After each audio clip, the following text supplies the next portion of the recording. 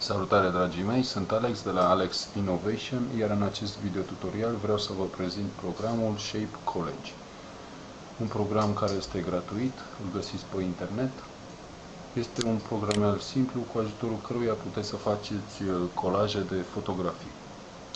Haideți să-l luăm, intrăm pe Mozilla Firefox și scriem Shape Collage, uitați-l aici. Îl descărcați, dați un click pe download.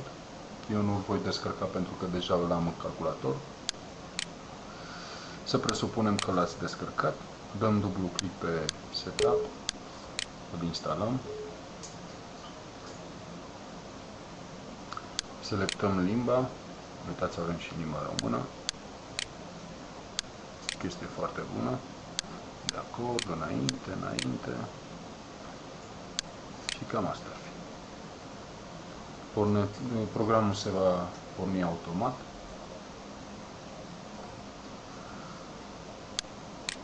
Ok. Haideți să vă arăt cum se face.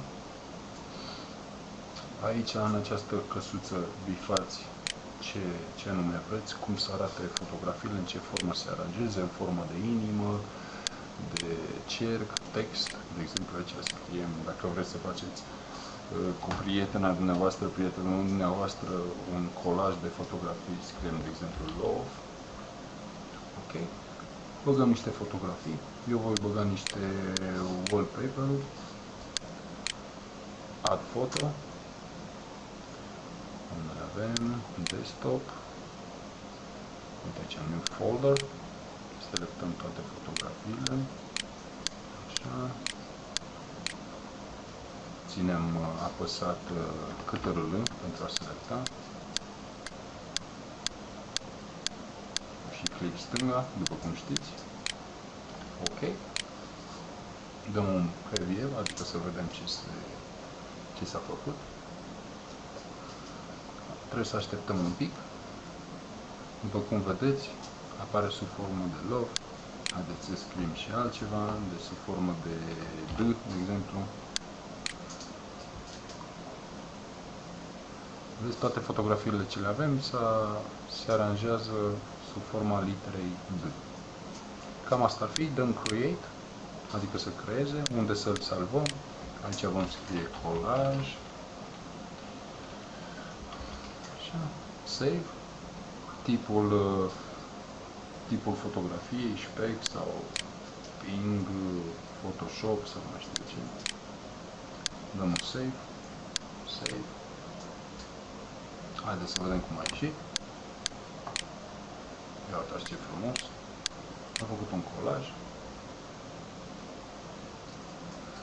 În cazul în care vreți să scăpați de shapecollage.com, haideți să vă arăt cum se face. Un click dreapta pe fotografie, Open with Paint. Se face foarte ușor. Și ce trebuie să facem este să selectăm pensula, culoarea neagră și începem să un pic mai gros, ca să nu muncim prea mult. Ia uitați cum se face. Ușurel. Aici, dacă avem probleme și ne tremură un pic mâna, dăm pe lupă. Mai un pic mai aproape. Bun. Dăm iar pe pensulă. Ștergem tot, înlăturăm tot. Frumos. Nu se vadă nimic. Aici iar cu negru. Trebuie să țineți un pic cont de culori. Așa. Aici vom da un pic. Uite, aici am rămas câteva punctulețe. Aici iar.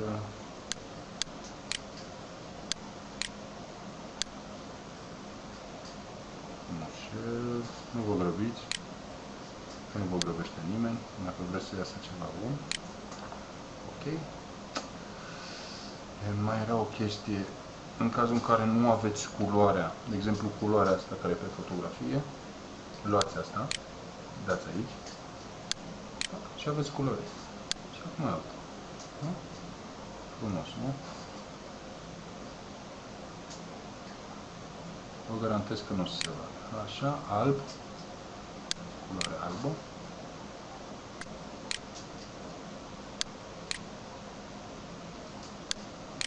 Of. Ceva nu e bine. Nu știu unde e undo. Uite, aici l-am găsit. Haideți să vedem cum am ieșit. Rămâne să faceți dumneavoastră mai mult. Salvăm.